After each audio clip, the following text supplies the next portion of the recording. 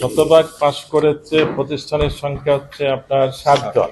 পাশ করতে পারে নাই এরকম কোনো প্রতিষ্ঠান নাই, আমাদের সব প্রতিষ্ঠান থেকেই পাশ করেছে, একজন দুজন হলেও পাশ। 2024 এবং 2025 এই দুইটা বছরের সাথে কম্পেয়ার করা হয়েছে, সেখানে ম্যাথমেটিক্সে দেখা যাচ্ছে সবচেয়ে বেশি ফল করেছে। ম্যাথমেটিক্সে 2024 সালে 89.22% পাশের হার ছিল, এইবার হচ্ছে 83.17%।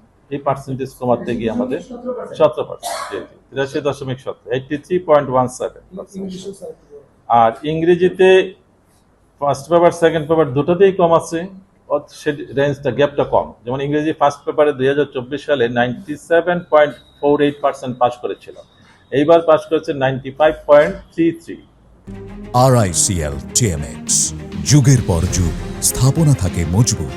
আর ইংরেজি সেকেন্ড পেপারে 2024 সালে পাশের হার ছিল 96.28, আর 2025 এসে হচ্ছে 89.61। এই দুইটা সাবজেক্টে আমাদেরকে পিছনে করেছে পার্সেন্টেজের দিক দিয়ে, ম্যাথমেটিক্স এবং ইংরেজি দুটো সাবজেক্টে।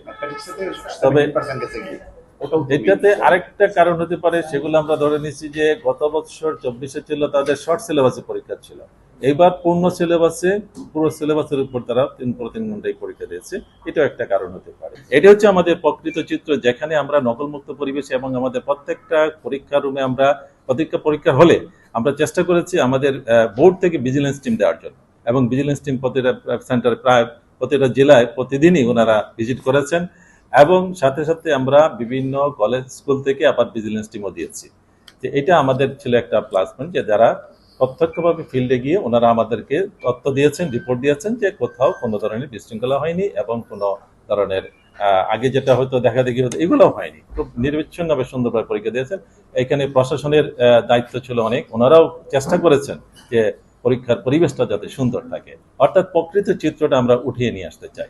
তো এই জায়গায় একটু সমস্যা ছিল, সেটা হচ্ছে ওই যে জুলাই আগস্টের একটা ঘটনা ছিল, যেখানে ক্লাসের কিছু হ্যাম্পার ছিল, ছাত্র শিক্ষার্থীদের মধ্যে একটা অন্য ধরনের অস্থিরতা ভাব ছিল, এইগুলো একটা কারণ ছিল।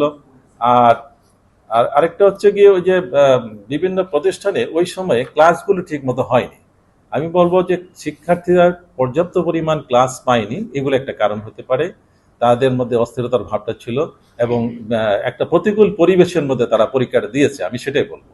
তো এই বিভিন্ন কারণগুলো সবগুলো সম্মিলিত ফলাফলটা, যাই হোক, আমি অত্যন্ত আশাবাদী এবং অত্যন্ত আনন্দিত যে এত কিছু পরিবেশের মধ্যেও আমাদের সিলেট অঞ্চলের শিক্ষার্থীরা যে এত চমৎকার একটা রেজাল্ট করেছে, অর্থাৎ গত বছরের চেয়ে যদিও পার্সেন্টেজটা সামান্য কম, কিন্তু সেটা কম বলতে আমার এটাই বলবো, গতবার শিক্ষার্থী ছিল বেশি, পাশের হার ছিল বেশি, এবার শিক্ষার্থীও কম, পাশের হারও একটু কম, এবং প্রকৃত চিত্রটা হচ্ছে এটাই আমাদের সিলেট জেলার প্রকৃত চিত্র। সব প্রতিষ্ঠান থেকে তারা পাশ করেছে, অর্থাৎ পড়াশোনা করেছে। আমি আসলে 18,000 কমে গেছে, এটা 21 সালের পর থেকে এটা একটু বেশি দেখা যাচ্ছে।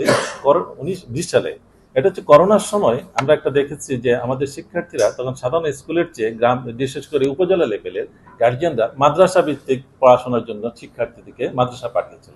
এটা একটা বড় কারণ যে ওই সময় 2 বছর শিক্ষার্থীরা মাদ্রাসার দিকে ধাবিত হয়ে গেছে, অনেক শিক্ষার্থী। তা এটা একটা কারণ হতে পারে। আরেকটা হতে পারে আমাদের মানে পারিপার্শ্বিক অবস্থাটা। যখনই দেখি যে আমার বাড়ির আশেপাশের শিক্ষা মানে যারা আছে তারা বিদেশগামী, বিদেশে অবস্থান করছে, তখনই আমার যে সন্তান তারও মধ্যে একটা আগ্রহ জাগে আমিও বিদেশ যাব। সে আর দেশ পড়াশোনার দিকে আগ্রহ থাকে না। আর যদি দেখতো যে আমার পাশাপাশি ফ্যামিলিতে তারা সরকারি চাকরি করতেছে, পড়াশোনা করে একটা বড় অফিসার হচ্ছে, তখন তার মধ্যে একটা আগ্রহ জাগতো যে আমিও এইভাবে পড়াশোনা করব, যেটা আমার ফ্যামিলিতে হয়েছে। আমি বলবো এটা হচ্ছে প্রত্যক্ষ এক্সাম্পল। আমার বাবা ছিলেন একজন কর্মকর্তা, তো উনি যেভাবে চলাফেরা করছেন, আমাদের পরিবার থেকে আমরা সবাই পড়াশোনা করেছি, আমরা 2 ভাই বিসিএস কর্মকর্তা হয়েছি।